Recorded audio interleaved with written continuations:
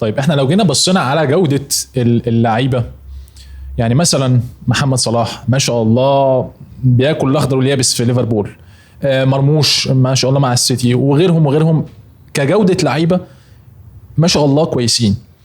ليه ده ما بينعكسش في البطولات؟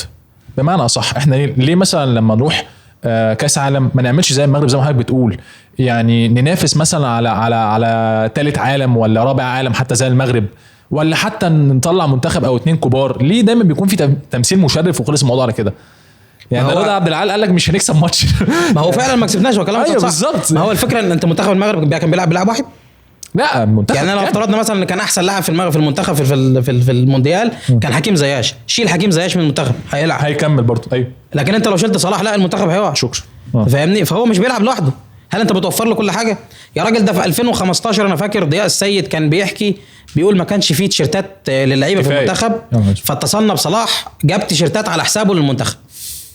فانت موفر له ايه اصلا؟ وينفع يعني انت موفر له ايه او مجهز له ايه عشان يؤدي لك الاداء اللي بيأديه في ليفربول؟ ده اللي هو ابسط شيء. يعني ما طب احنا ما الراجل كان في مره كان نايم في معسكر المنتخب ولقى واحد دخل عليه الاوضه بيقول انا عايز اتصور معاك وهو نايم.